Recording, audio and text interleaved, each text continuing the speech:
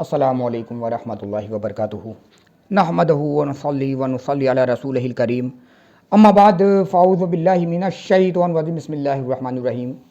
درس نمبر 435 پارہ 7 سورہ مائدہ آیت نمبر 96 احل لکم صید البحر وطعامہ متاعا لکم وللسیارۃ وحرم علیکم صید البر ما دمتم حرما واتقوا اللہ الذی الیہ تحشرون۔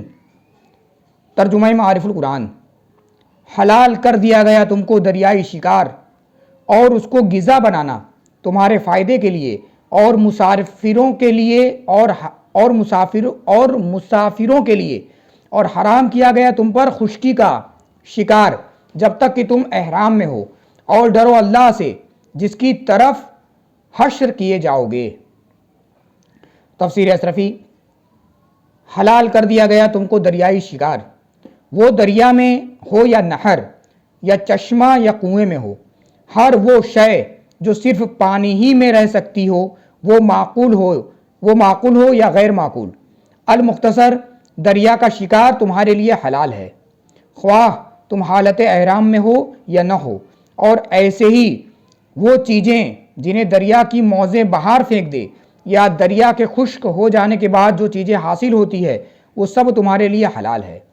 چنانچہ دریا وغیرہ سے حاصل شدہ اس چیز کو اپنی غذا بنانا تمہارے لیے حلال کر دیا گیا ہے، جس کی قدر تفصیل یہ ہے کہ پانی کے جملہ حیوانات کی دو قسمیں ہیں، ایک مچھلی اور دوسرا اس کے ماسوا۔ یعنی مچھلی مختلف اقسام کے باوجود حلال ہے، خواہ مری ہوئی ہو، مگر یہ اس وقت جب کہ بلا سبب مری ہو۔ اگر کسی سبب سے مرے، جیسے پتھر پر گر کر مرے یا پانی بند ہو جانے سے مر جائے وغیرہ وغیرہ، تو ایسی صورت میں حرام ہے۔ مچھلی کے علاوہ باقی چیزیں دو قسم کی ہیں، ایک جو جنگل میں گزارتی ہیں جیسے میڈک اور سرطان یعنی کرسلا، اس کے جمعی اقسام یعنی سبھی قسمیں حرام ہیں۔ دوسرا وہ جو صرف پانی میں گزارتی ہے، جنگل میں نہیں جاتی، ان میں مچھلی کے سوا سب حرام ہے۔ دریائی شکار کو حلال فرما دینا رب کریم کا کرم ہے جو تمہارے فائدہ کے لیے ہے اور مسافروں کی منفعت کے لیے ہے، تاکہ اسے شکار کر کے جہاں چاہے لے جائے۔